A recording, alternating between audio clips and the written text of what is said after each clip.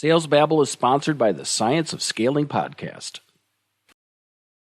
This is the Sales Babble podcast, episode 484. What is the science of scaling?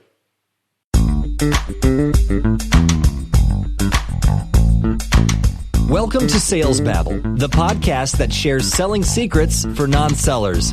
And now your host, Pat Helmers.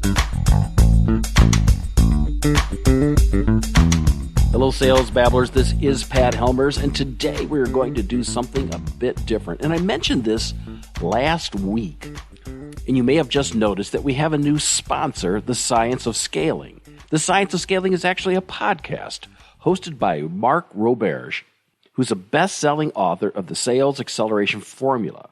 He's also a senior lecturer at Harvard Business School and the founding CRO of HubSpot. Mark's podcast is based on the premise that the failure rate is the same for companies valued at $1 million, $10 million, or $100 million, which means you need help when it comes to scaling. Mark interviews some of the most successful sales leaders in tech, and they share tactical tips on how to build a strong sales team and to scale it up well. In each of these episodes, you'll hear Mark interview people like Mike Weir, the CRO of G2, which is a business software and services company worth over $1 billion.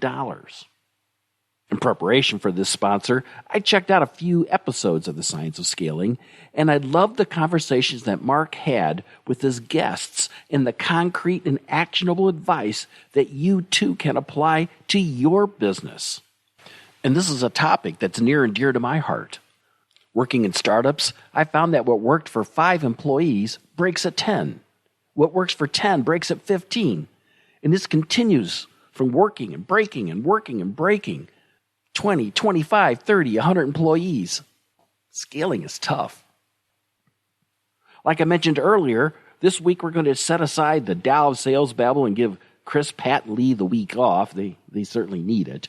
Instead, I'm going to play an episode where Mark interviews Kyle Parrish, head of sales at Figma. And they delve into the challenge of hiring and integrating your first sales rep into the organization. And so, with no further ado, here's the episode.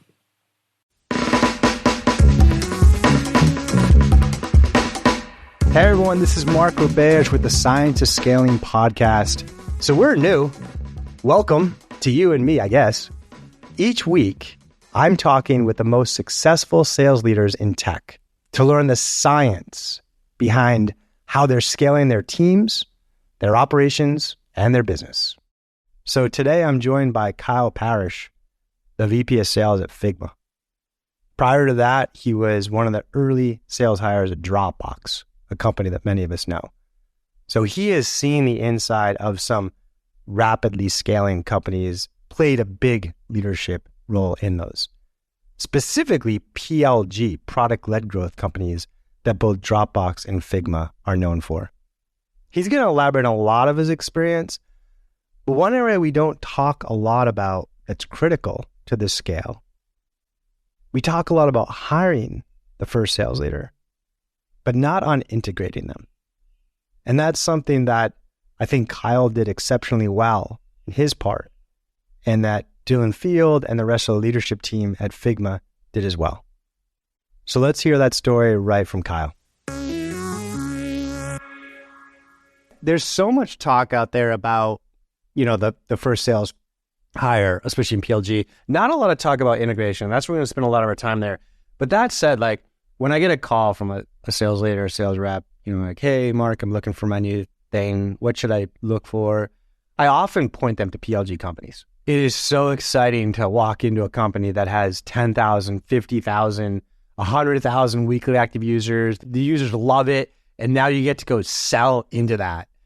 And gosh, did you pick 2 winners between Dropbox and Figma. So bless us with your vision there. What would your advice be to okay, I looked at 500 PLG companies. How did you know Dropbox and Figma were going to be winners? Dropbox is where I grew up. That was my first tech experience. And I think one of the first things that opened my mind to, hey, you're in a new environment. I came from working in a large company, siloed sales team, to all of a sudden I'm walking by this woman's desk, and she was one of our interns from MIT. There was a lot of MIT folks from Dropbox, and she's doing the Rubik's Cube, and she's doing the Rubik's Cube, hitting this timer, doing the Rubik's Cube, hitting this timer. And I'm watching the thing. I'm trying not to, be too nosy, but I'm watching it, and it's like 8 seconds, 9 seconds, 11 seconds. I had to say something. I go, excuse me, I'm sorry to bother you, but I'm just curious, like, what are you doing? And she's like, well, I'm training. I've got the Rubik's Cube competition. I placed second last year globally. And I was just like, that's when it sunk in. I was like, wow, this is an entirely different environment. And I couldn't test what a great engineer looks like, what a great product person looks like. But when you're around brilliance and greatness, I think Dropbox was one of their claims to fame, is just bringing in high caliber people across the board. And so look for the Rubik's Cube champion. That's it. Now, yeah, it was unique. And I think when I started to look for my next role in Figma, like you said, I think you're looking for something where you see some big trends or some trends that I was following, the rise of design, in technology that was disrupting some of the biggest markets out there. Early on, the former COO would just talk about the user love, the community around Figma. Even then, which was pretty nascent in 2018, people were just ecstatic. So to be a salesperson, to be a go-to-market leader and come in to something where people are truly finding value and shouting it from the digital rooftops, that's something you can work with. Hey folks, it's just Mark here. That point Kyle made, that's an important one if you're out there looking for the next Figma as a PLG company. PLG has been really hot, I would say, over the last 10 years. Current macro conditions make it a little more challenging, but I'm still extremely bullish on the long-term impacts of PLG. It's not applicable everywhere, though. And Kyle, he brings up an important point around disrupting a field. And I've written about this. If the category already exists and is understood, but it just hasn't been PLG'd, quote unquote. It's just easier for some, oh yeah, like I've used CRM. Oh, cool, a free CRM. Like, oh yeah, I've used a designer tool. Oh, cool, a free designer tool. I already get the category. So that's something to kind of think about as you look for the next winner. The other thing that's sort of hidden in his discussion there that is so key, and it's critical for me as an investor in PLG, is the first question I ask. Is not like revenue. Believe it or not, it's WOW retention. Weekly active user retention. So like, fine, you signed up 100 customers in like the second week of November, and now it's 4 months later. How many of those 100 customers still use the tool? If you like dive into the depths of PLG execution, that's key. And that's, I think, what Kyle means by creating value, creating end user value. That's what you want to look for. So let's get back to him. So contrasting to typical environments where you're walking like, yeah, I got 5 beta customers. We have a product. We have like 700,000 in revenue. Now go stand up a cold calling team to try to like bring this to the world. Instead, you're walking like, yeah, we've got 100,000 users. Now let's try to sell them something. How? It's amazing. Well, it wasn't that high then. I think there was still a lot of risk, and you have to follow the trend. And then it's the people. I mean, I spent time with, Dylan, our CEO, and from the get-go, you could tell that he'd already built a reputation of someone who is just extremely, extremely curious. When you spend time with him, you can see his drive, his intention. And early on, you have to pick leaders and founders that you believe in. Last but not least, he had a really strong moral compass. You could just tell he was a really good human being. So I was excited to come work for him and work for this company. And it was a big privilege to like build out a sales culture that was unique, quite frankly, than maybe some of the more negative connotations out there about, sales bros or whatever it may be in tech. I love what Kyle's talking about here. I think we get this. Like, we're joining a company. Like, we look at what the company does, the product, talk to customers. The founder is a big deal. That's a big deal as to our decision. What is a good founder? What is not? I bet that's going to be strongly correlated to the ones that win. And he's talking about all these awesome things about Dylan and his perception. I think he's coachable, he's data-driven, and that's the type of mentality that we should be looking for in our CEOs, our founders, our leaders. All right, let's get back to Kyle. Paint the picture of your perception of the Figma culture and how you sold yourself to get them comfortable with you. Yeah, well, I guess one of the caveats that people should know when trying to join a product-led growth company is that early on, self-serve is king. So I did meet Dylan and the former COO, and it was a good 6, 8, 9 months before they eventually called me back to come interview. I don't think I could have ever predicted the journey that we went on the 4 or 5 years after, but I really saw these trend lines that led to an opportunity to disrupt with collaboration, being in the browser, seeing that the design function was going to grow exponentially. And I think the other big part of it was that what I was lucky to learn, second, third sales hire at Dropbox, was working really closely with engineering, product, design, all of those teams. When you come in as the first sales hire, you're not rallying a sales team to make cold calls to hit numbers. There was no sales team. I was spending time with engineering, product, support, design, understanding this audience that we were going to go sell to, but also like figuring out all the stuff on the product side. Like there was so much that we had to do to unblock this thing to eventually kickstart the commercial side of the business and be able to monetize our enterprise tier and just some of the pricing flows that, weren't thought about. They were depending on having a sales team. So early on, those decisions were not with the fact that, hey, there might be a full-on sales team selling this product into this market. So I tried to pitch myself on I could be that person who understood how to build and scale and could grow, but also knew how to work with these internal teams. But if I pushed too hard early on, that might do detriment to the culture of the team I'm trying to build and for myself, just some of the trust that I've built with these leaders and other folks around the business. Our field of sales may have gotten a bad rap for maybe prior generations of sales leaders not appreciating that. That's an amazing insight, Kyle. Can you advise your 25-year-old self? Someone's listening, they're working at ADP. They don't have much experience working with engineers, with product, and they want to go in and do what you did, which is say, listen, I'm going to go in and engage with these folks. What would you advise them to do to engage with an engineer and product folks that if they don't have a lot of experience with that? Yeah. Well, first, I was really excited when you reached out. I'm a big fan of your book, and I wish I had it before when I was at Dropbox, but it was definitely helpful reading before I came to Figma. But I think that you're right, for a lot of folks, and I think that those past generations, maybe it was more of like my ADP experience where you came in and the business was already there or existed, or there was sales culture from day one. It starts with listening. It's just like doing good discovery from a sales perspective. So I think for me, it was paramount. I learned the product. I think I told you in the past, but I spent a month on the support queue early on, which is Dylan's idea, ended up being a really brilliant one. I just spent a lot of time with the folks that were building these products and understanding hey, where are we at today? Where is this thing going? Part of sales, as you know, is selling the roadmap. So it's really hard to talk about future things that are coming and how to communicate that to potential prospective customers if you don't know where the product is at today. Yeah, that is a challenge. And I'm not sure a lot of the founding engineers and product folks would have had as much foresight and experience as Dylan and his team to embracing Kyle. I think they are, I don't even know if intimidated, but scared that it's going to ruin their culture. And I think Dylan's flirting with a pretty interesting way to position yourself. Is not to walk in and set up commissions and hire all these bro sales cultures and drive customers. It's hey, how many times do you talk to customers every week right now? You're all heads down writing code. I don't know, 3, 4, 5 customers. What if the organization could talk to 30 customers a week and deliver back to you insights, patterns? How do you feel about that? I think today's modern product and engineering team, that's what gets them excited. I think that's what gets them most excited about the first sales hire. And we know other stuff's coming, customers, revenue, predictability.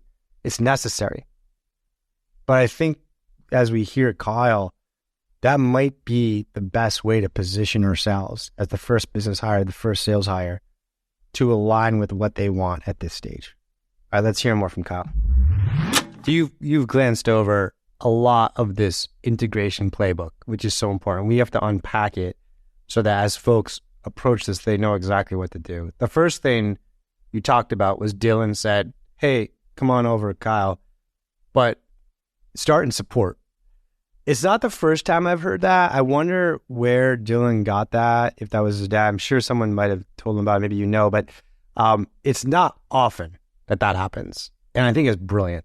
Can you unpack that for us? Like, looking back, why do you think that was so important? Do you have any sense where he came up with that? And tell us about that experience and how it created the foundation for you and the company to do what you need to do. Yeah, so going back to the summer of 2018, Figma is a Series B company.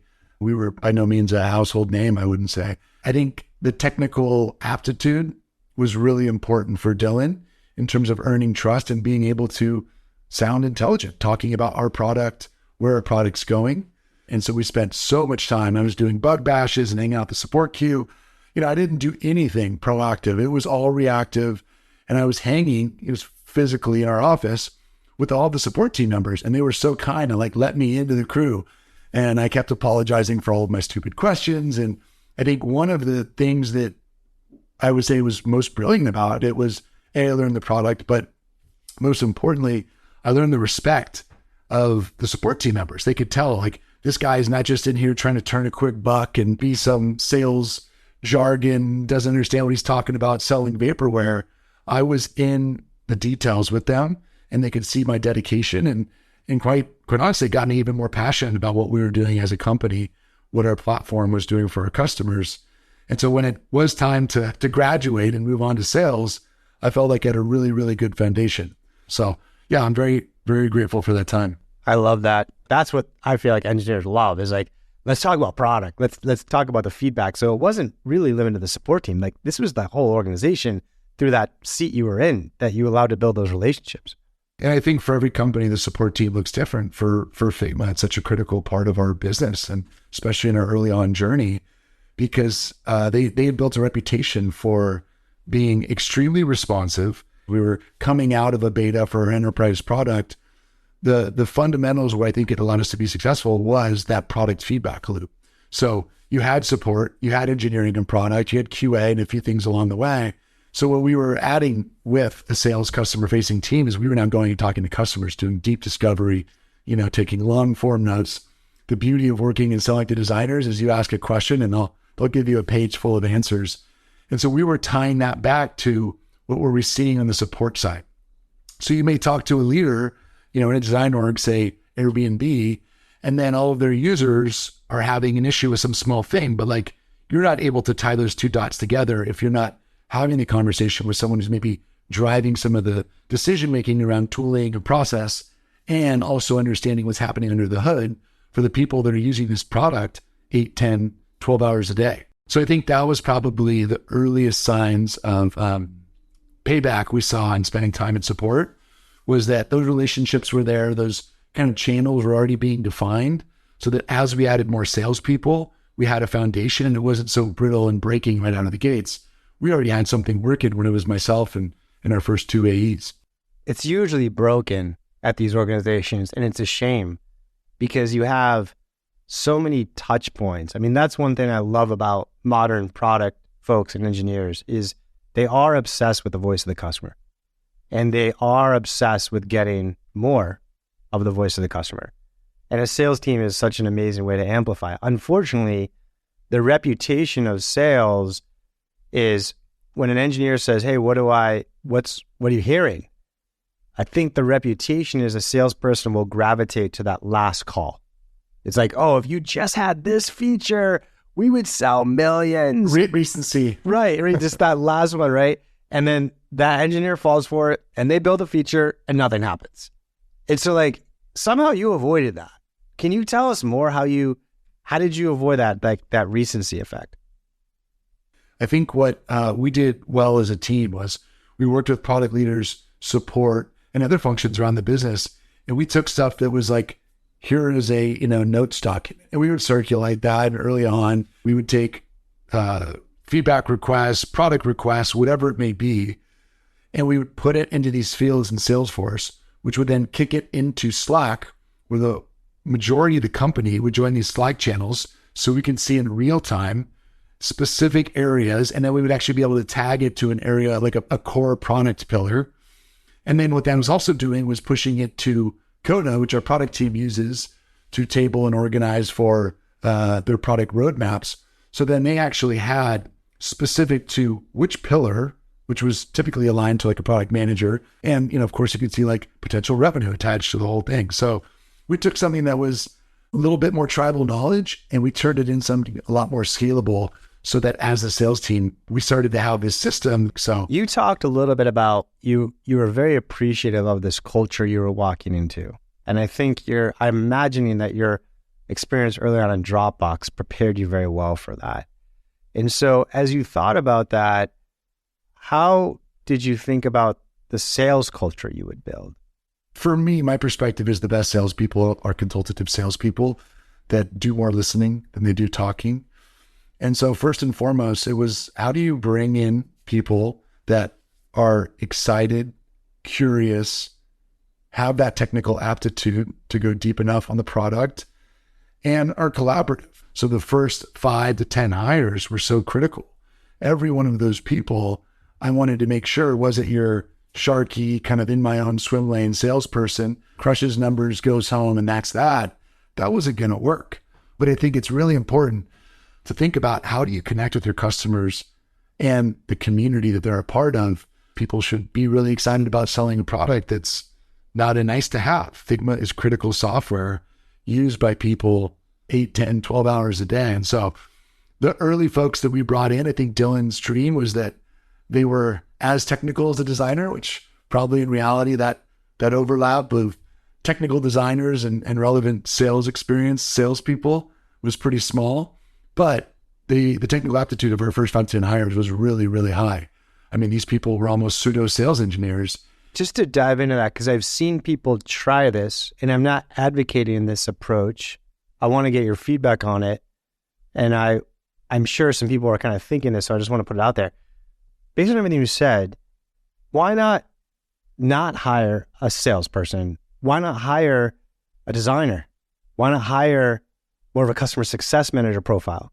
Why not hire that sales engineer profile? Is that maybe a better approach in that early days?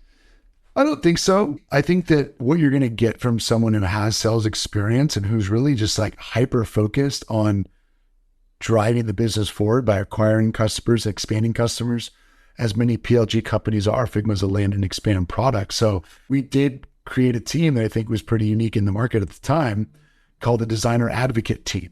That was the equivalent of a sales engineer at Figma. These are practicing designers who are so excited about Figma and the community. They came work at Figma and they help create content. They help with, onboarding and scaling the programs. They help with net new conversion of customers. But at the end of the day, you need a salesperson as your quarterback, driving next steps. As we started to make that pivot, whatever it was, 2 years in to doing outbound, that is a journey. You've talked about this in the past, but like for any culture that goes from, hey, we've got PLG, we've got inbound leads, the name of the game early on and the core North Star metric for me was conversion. Once you feel like you're really nailing conversion of customers coming to you, you're growing and scaling the sales team. It's not enough to just live off of that. So we went through that journey of taking our inbound sales team and everyone kind of pivoting over time to outbound. And so you need that historical context. You need people that want to be a part of that journey. And for many, many reasons, most of these people self-select not to be salespeople. Sales is not an easy profession. And so I think we were really intent that we wanted a performance-based culture where you have variable and base compensation, and we're bringing in salespeople to grow the business. Hey folks, just Mark here. Yeah, I agree with Kyle here. It's like, as he's talking, you would think, and I've tried this, I've seen a lot of people try it, and I've seen it fail most of the time, which is like, yeah, why don't we just hire designers to talk to these folks? That's what we're trying to create. Or why don't we just hire customer success folks? And you're missing the sales skill and desire. And it's easy to overlook that as a founder. It's like, and I think it's because we don't really know what that is. And Kyle's given us a taste of it. It's doing great discovery.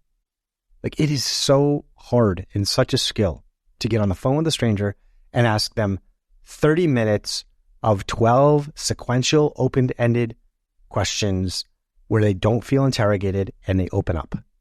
That is hard. I don't think a lot of designers have that. I don't think a lot of customer success managers have it. And that's what we need. We need someone that understands what it feels like to progress the sale forward, to get next steps, to hold the buyer accountable. If you're going to step up and do stuff, they need to show commitment too. So there's this other side that even though we don't want to hire what we consider that sharky seller, there are critical attributes of that we need in this role right now that we're not going to get just by hiring a designer to do this. Okay, let's get back to Kyle. When I joined early at Dropbox, we tried this experiment that now is fairly notorious within the Dropbox world, but we did this 50-50 project where early on the sales team, they moved everyone to salary, and it was 50-50. You could work 50% of your time on sales with customers and 50% of your time on another interest because the business was exploding, hyper growth. It ended up being a disaster. Sales is not a 50% time job. You have to be all in. And that's the only way you get that relentless focus and attention to detail is where you're going to see the output that you want as a business. Sometimes when you layer the sales team in, and then, some organizations, they've had salespeople make a lot of money. Like there's organizations out there where like salesperson had a good year, they made $1 million. Did you ever have any engineers who were like, why are we paying those people so much? Like, why are some of those people making more than me? When I'm building the product, I have like 8 years of schooling on my really scientific field. And some of these folks don't even have college degrees and we're paying them that much? Yeah. I think first, there were some questions that came up. There are differences to leading a sales team versus leading an engineering team. But I think for the most part, at this point in time, 2018 to now, most people had kind of understood that, hey, this works. There's a culture around it that exists. And that variable comp is a massive risk that many people don't want to take. And I think just, for our culture, I think being PLG, you're not starting with a culture where salespeople are making $1 million a year. Yeah, for sure. But I think for the most part, yeah, at Figma, at least, the engineering and product teams understood the culture. And it goes back to the connection. You talked about like immersion of sales and product engineering cultures. And if you feel like it's really this one group, there's less of this divisive, like, why are they paid differently? And, without even getting into equity and like total compensation, if you really want to split the whole thing open. I've always been perplexed by this. Why does variable compensation apply to sales but nowhere else? Or why do we even need it in sales? Daniel Pink was the more recent person, like in his book, To Sell is Human, where he predicted it would go away. Hasn't been tried. Kyle talks about the Dropbox story. Never seen it work. I'm trying to think if I have. I don't think so. There might be some situations, maybe like, raising money for nonprofits, maybe stuff like that. Pharmaceutical sales tend to be a little less leveraged on their variable comp. But like, it just failed as an experiment. But just keep that in mind as you try to get creative. Maybe you'll be the first to figure it out, but it's been tried and variable comp still outperforms. All right, let's hear from Kyle. The last piece we didn't talk about on the integration was the role of the founder CEO. I mean, sure, Dylan did say, hey, go sit in support. Great call. Can you talk about some of the things he did that you felt were critical to the successful onboarding for you? Yeah, I think I want to give Dylan a ton of credit where he paved the way to give me an opportunity to speak in front of the company often, which was a little nerve-wracking, but he did a really good job carving out, talking about metrics, talking about sales performance, letting me come up and speak about the challenges, speak about recent hires, speak about customer feedback. And so that was something that he was really intentional about. That was the missing link at the company at that point. Who's talking to our customers? Who's working with customers to get them on contracts, to hear them expand, to bring in those featured requests, talk about products that are coming, help map out an organization and see who these core decision makers are. And at the time, there just wasn't really a culture around that. So I give him a lot of credit in terms of just making that core to his agenda as a CEO and founder, because he had a lot on his plate. He didn't have to do that. But I think he realized that I brought this person in for them to be successful. I've got to kind of pave the way for them to either fail or succeed. Yeah, we have all these other design constraints, but like, gosh, is it important how the founder talks about sales. I think Kyle's really giving Dylan a lot of accolades here, and I think he deserves them. He put him on equal footing. I'm not saying that's the right answer. It just depends what you want. Do you want a culture where sales is a second-class citizen and engineering is the top? Might be right. And you can create that the way you as the founder talk about them. But if you think that you have to go to market with exceptional product and engineering and exceptional go-to-market sales, marketing, etc., then you have to talk about both of them equally and show to the entire company that you appreciate them equally, especially when you have 46 employees and 45 of them are in product and engineering and one is in sales. So I think there's a great lesson there that Kyle is illustrating for us. All right, let's finish up with him.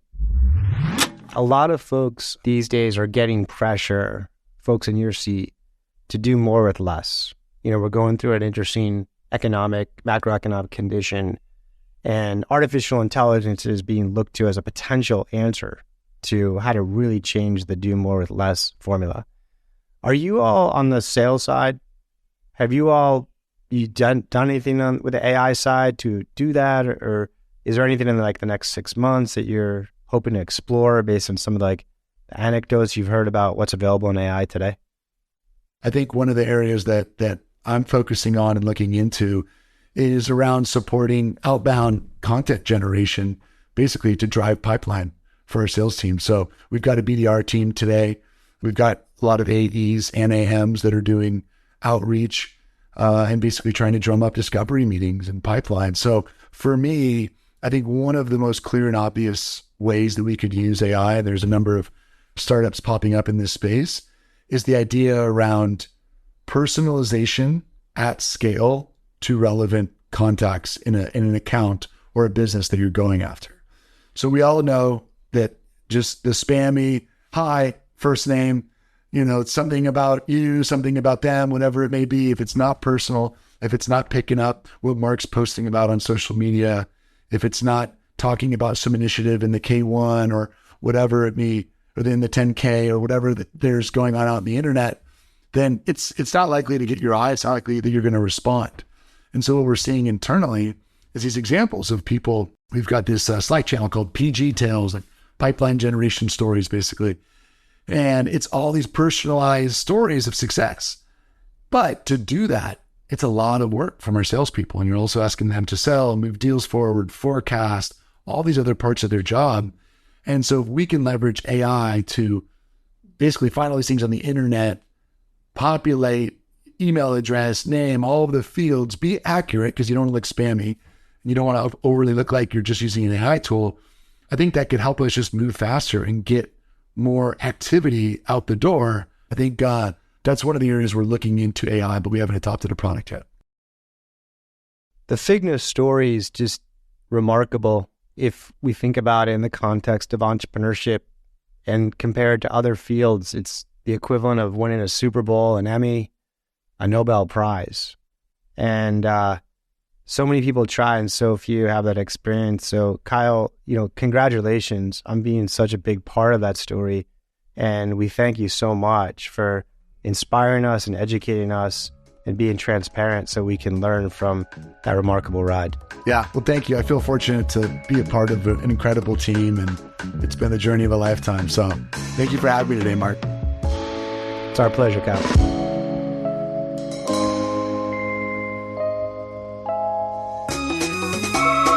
Today's episode was written and produced by Matthew Brown. Our show is edited by Pizza Shark Productions. Big thanks to HubSpot for Startups and to the HubSpot Podcast Network for keeping the audio on.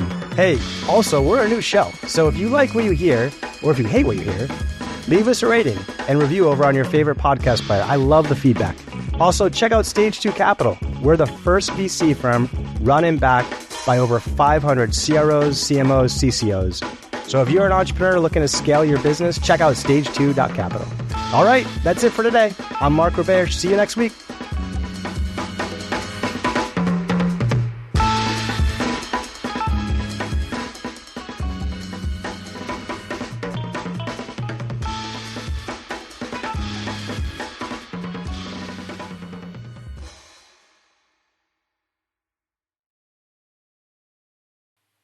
Again, Sales Babbler, that was an episode of the podcast, The Science of Scaling, which was just launched last month. As I mentioned at the top of the show, Mark Roberge interviews some of the best minds in the sales world to teach you practical tips for how to build stronger sales teams. Search for The Science of Scaling in your favorite podcast app, probably the very app that you're listening to right now. Or you can go to the show notes at www.salesbabble.com, and I have links to the podcast on all the various apps as well as their website. If you found value in today's episode, go and subscribe to the Science of Scaling podcast.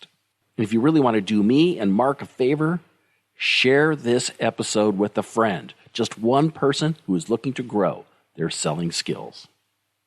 With that said, that's all I've got for this week. Until next week, take care and have a highly successful and a profitable selling day.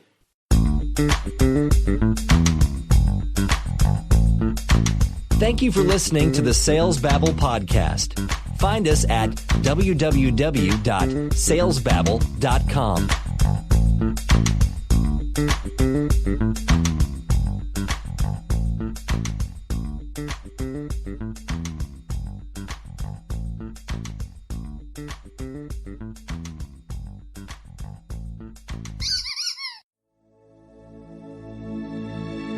This is a production of Habanero Media.